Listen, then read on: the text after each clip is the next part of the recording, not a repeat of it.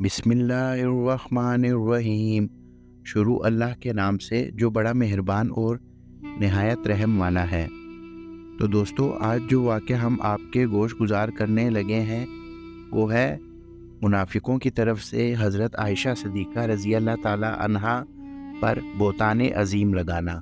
5ویں ہجری میں غزوہ نبی المطلق سے واپسی کے وقت قافلہ قریب مدینہ ایک پڑاؤ پر ٹھہرا تو ام المومنین حضرت عائشہ صدیقہ رضی اللہ تعالی عنہا ضرورت کے لیے ایک گوشہ میں تشریف لے گئیں۔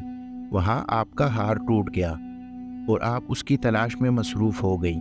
ادھر قافلہ نے کوچ کیا، آپ کا محمل شریف اونٹ پر کس دیا۔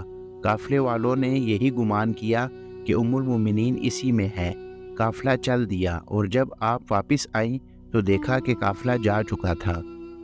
آپ قافلے کی جگہ بیٹھ گئیں۔ آپ نے خیال کیا کہ میری تلاش میں قافلہ ضرور واپس آئے گا۔ قافلے کے پیچھے گری پڑی چیزیں اٹھانے کے لیے ایک صاحب رہا کرتے تھے۔ اس موقع پر حضرت صفوان اس کام پر متعین تھے۔ جب وہ آئے تو ام المومنین کو دیکھا تو بلند آواز سے انا للہ و انا الیہ راجعون پڑھا۔ ام المومنین نے کپڑے سے پردہ کر لیا۔ انہوں نے اپنی اونٹنی بٹھائی، آپ اس پر سوار ہو کر لشکر میں پہنچی۔ منافقین سیاہ باطن کو موقع مل گیا اور انہوں نے اوہام فاسدہ پھیلانا شروع کر دیے، آپ کی شان میں بدگوئی شروع کر دی۔ ام المومنین اس بہتان کو سن کر بیمار ہو گئی اور 1 ماہ تک بیمار رہی۔ اس عرصے میں آپ کو اطلاع نہ ہوئی کہ منافقین آپ کے متعلق کیا کہہ رہے ہیں اور کون سی افواہیں پھیلا رہے ہیں۔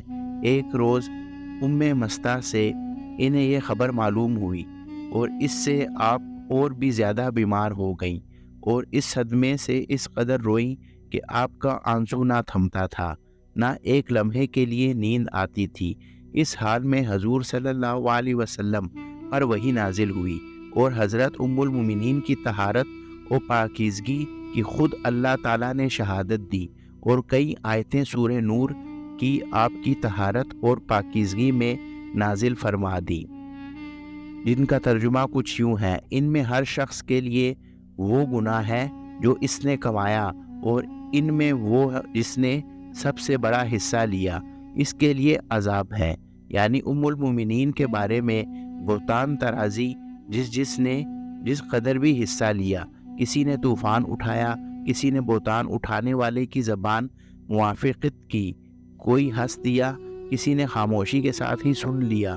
جس نے جو کچھ بھی کیا، اس گناہ کا بدلہ اسے ضرور ملے گا۔ جس نے سب سے بڑا حصہ لیا، اس کے لیے سب سے بڑا عذاب ہے۔ ام المومنین حضرت عائشہ صدیقہ رضی اللہ تعالی عنہا پر منافقین نے جب بہتان اٹھایا تو حضور صلی اللہ علیہ وسلم نے صحابہ کرام علیہم الرضوان سے فرمایا کہ اس کی طرف سے میرے پاس کون معذرت پیش کر سکتا ہے؟ حضرت عمر رضی اللہ تعالی عنہ نے عرض کیا، یا رسول اللہ، منافقین بالیقین جھوٹے ہیں اور ام المومنین یقیناً پاک ہے۔ اللہ تعالیٰ نے آپ کے جسم اتھر کو مکھی بیٹھنے سے محفوظ رکھا ہے کہ وہ نجاستوں پر بیٹھتی ہے، پھر کیسے ہو سکتا ہے کہ وہ آپ کو بد عورت کی صحبت سے محفوظ نہ رکھے؟ حضرت عثمان رضی اللہ تعالیٰ عنہ نے عرض کیا، یا رسول اللہ، اللہ تعالیٰ آپ کا سایہ زمین پر نہیں پڑنے دیا تاکہ آپ پر کسی قسم کا قدم نہ پڑے، تو جو پروردگار آپ کے سائے کو محفوظ رکھتا ہے، کس طرح ممکن ہے کہ وہ آپ کو کے اہل کو محفوظ نہ رکھے؟ حضرت علی رضی اللہ تعالیٰ عنہ نے عرض کیا، یا رسول اللہ، ایک جون کا خون لگنے سے اللہ تعالیٰ نے آپ کو نالین اتار دینے کا حکم دیا، تو جو پروردگار آپ کی نال شریف کی اتنی سی آلودگی کو پسند نہیں فرماتا، ممکن نہیں کہ وہ آپ کے اہل کی آلودگی کو پسند کرے۔ اس طرح اور بہت سے صحابہ کرام اور صحابیات نے ام المومنین کے حق میں طہارت و پاکیزگی کے بیان دیے اور قسمیں کھائیں کہ آیت نازل ہونے سے پہلے ہی ام المومنین کی طرف سے دل مطمئن تھے اور آیت کے نزول نے ام المومنین کا عزو شریف اور زیادہ کر دیا۔ سبق: ام المومنین حضرت عائشہ صدیقہ رضی اللہ تعالی عنہ کی عفت و طہارت کا حضرت عمر رضی اللہ تعالیٰ عنہ، حضرت عثمان غنی رضی اللہ تعالیٰ عنہ، حضرت علی اور دیگر صحابہ اور صحابیات رضی اللہ تعالیٰ عنہ سبھی کو یقین تھا اور بہتان ترازی منافقوں کا کام تھا۔